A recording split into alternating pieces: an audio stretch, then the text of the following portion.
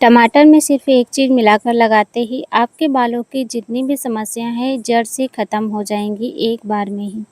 जी हाँ दोस्तों, अगर आपने कभी नहीं ऐसी चीज़ों को इस्तेमाल किया है तो मेरे कहने से एक बार इस रेमेडी को बनाकर अपने बालों पर लगा के देखिए, बहुत जल्दी इसका रिज़ल्ट दिखाई देगा आपको।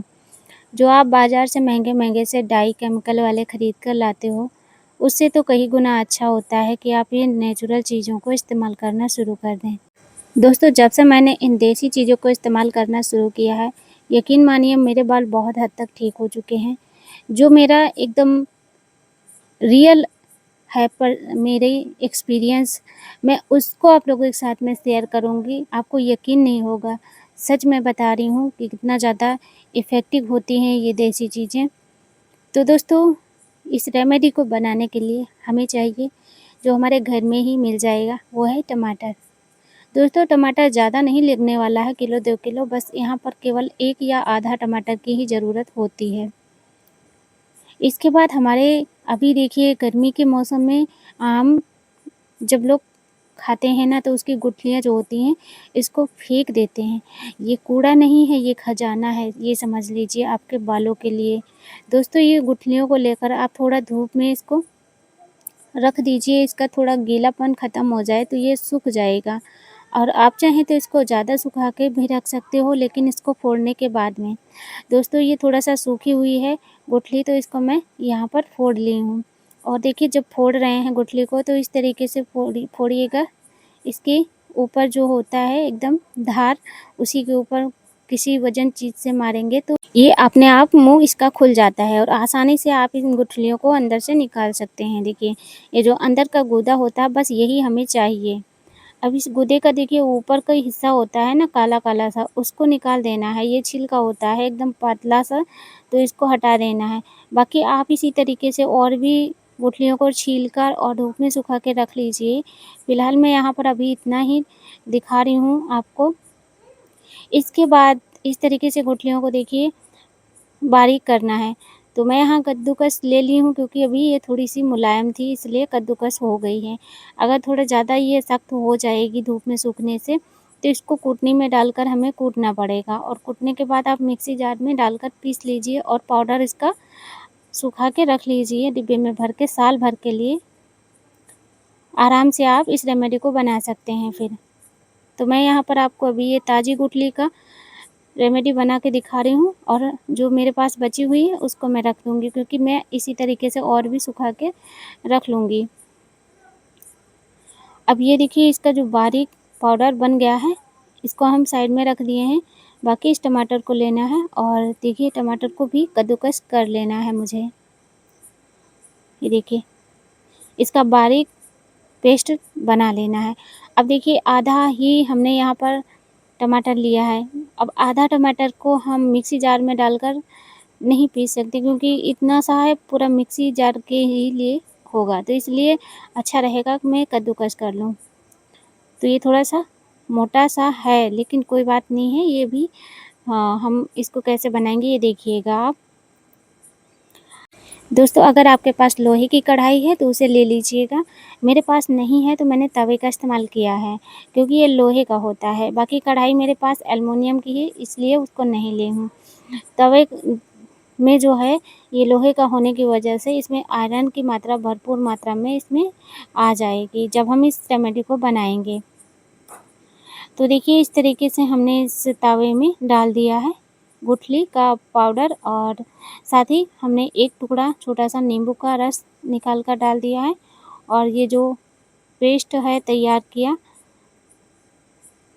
इसको भी मैं इसके अंदर डाल दी हूँ और चम्मच से इसको अच्छे तरीके से मिक्स करके दिखा रही हूँ आपको।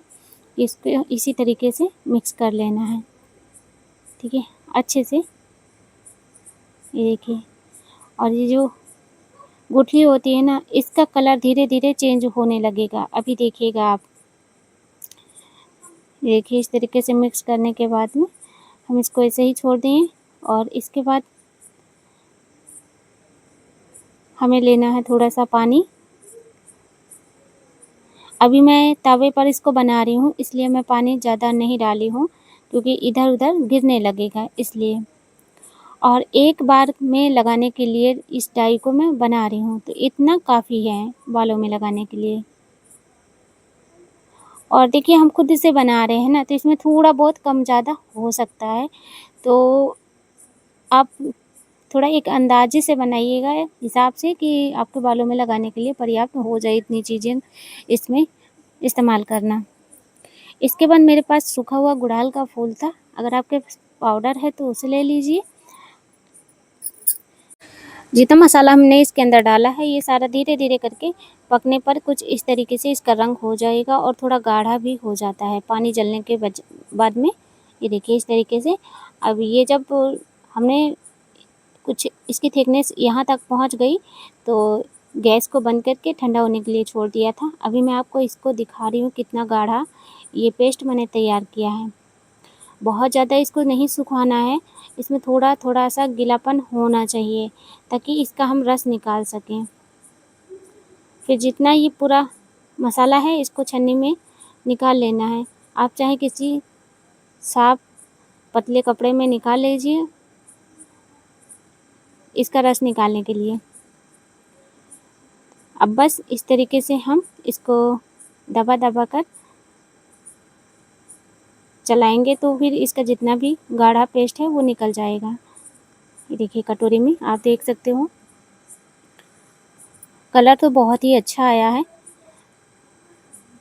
और जितना बचा हुआ है सामान उसको हम चाहें तो मिक्सी में डालकर पीस लेंगे और आप चाहे हीना पाउडर में काली या लाल मेहंदी जो भी लगाना पसंद करते हैं उसमें डाल के आप लगा सकते हैं। बहुत ही ज़्यादा अच्छा रहेगा, आपके बालों को अच्छा बनाएगा।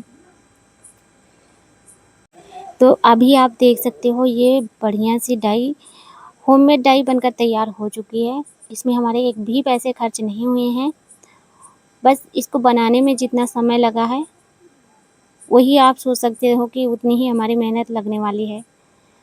और अगर आपने इसे इस्तेमाल करना शुरू कर दिए तो यकीन मानिए दोस्तों आपके बालों में बहुत ही अच्छे से समझ लीजिए कि दोबारा जान आ जाएगी लगाते ही।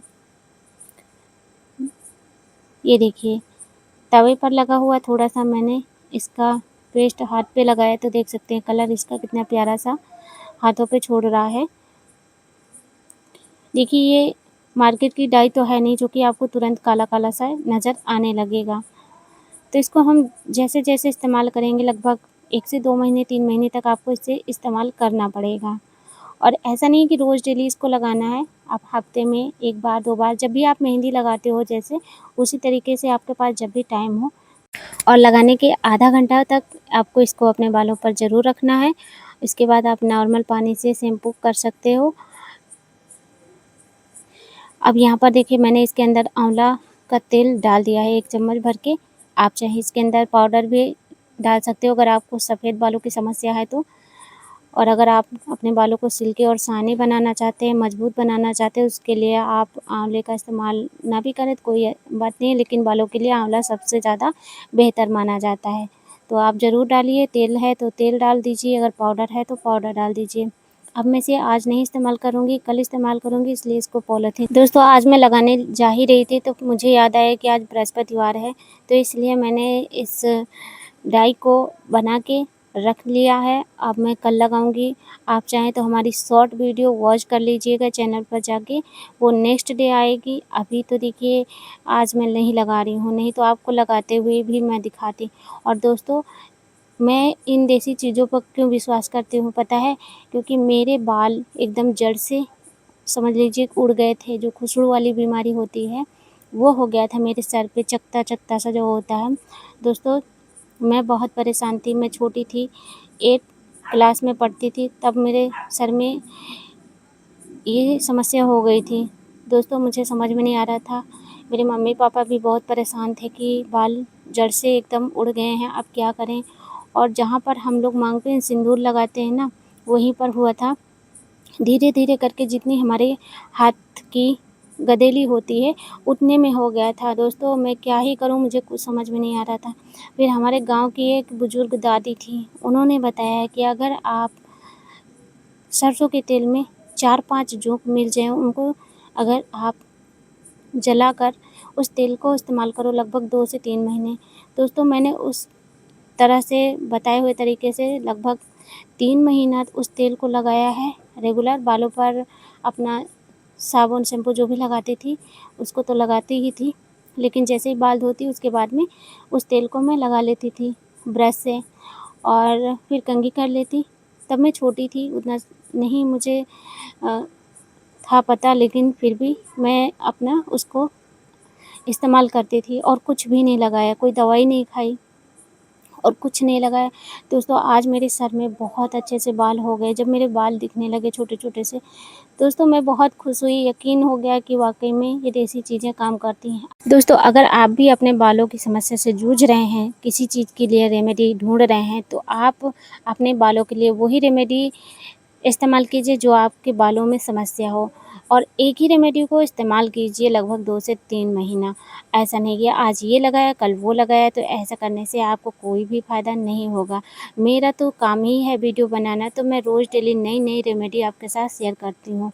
तो इसलिए आप जो भी अपना रेमेडी बनाएँ उसको ध्यान से बनाइए और अच्छे से उसको यूज़ कीजिए, तब आपको अच्छा रिज़ल्ट मिलेगा, जैसे कि मुझे मिला है।